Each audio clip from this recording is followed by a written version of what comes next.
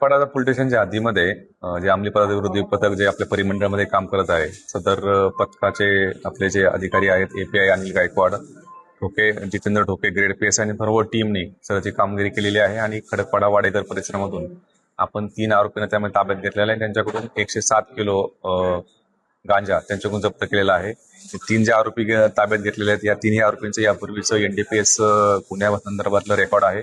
यापूर्वी ते वेगवेगळ्या गुन्ह्यांमध्ये अटक झालेले होते अंमली पदार्थ तस्करीमध्ये. त्याच्यामध्ये पहिला आरोपीचं नाव आहे वसीम खान, तो आहे भिवंडीचा, त्याच्यावरती सुद्धा एक गुन्हा दाखल आहे जो आहे घाटकोपरचा. त्यानंतर दिनेश सरोज म्हणून आहे, हा आरोपी जो आहे तो ठाण्यामधला आहे, त्याच्यावरती पण सुद्धा घाटकोपरचाच एक 1800 किलो गांजा त्याच्याकडून यापूर्वी जप्त केलेला होता. त्यानंतर तिसरा जो आरोपी आहे जो मोहित वर्मा, तो मुलुंड पोलीस स्टेशनचा, याच्यावर सुद्धा मुलुंड पोलीस स्टेशनमध्ये एनडीपीएसचा गुन्हा दाखल होता. अशा प्रकारची जी कामगिरी जी आहे ती आमच्या पथकाने केलेली आहे. याच्यामध्ये अजूनही कोणते आरोपी आहेत ज्यांनी हा माल इथं सप्लाय केला होता आणि ह्या साखळीमध्ये इतरही काही आरोपी असू शकतात, त्या अनुषंगाने आमचा तपास सुरू आहे. सध्या त्या तिन्ही पण आरोपींना आम्ही अटक केलेली आहे आणि कोर्टासमोर हजर केला असता आरोपींना आता 9 तारखेपर्यंत त्यामध्ये पोलीस रिमांड दिलेली आहे.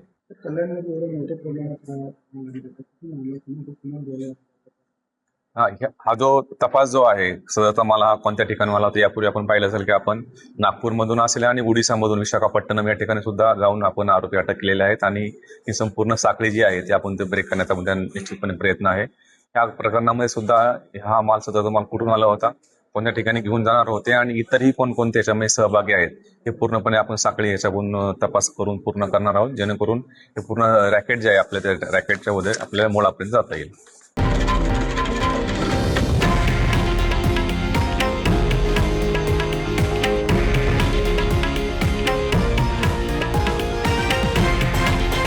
हे आहे देशातील नंबर 1 न्यूज नेटवर्क आणि आपण पाहत आहात TV9 मराठी, एकमेव.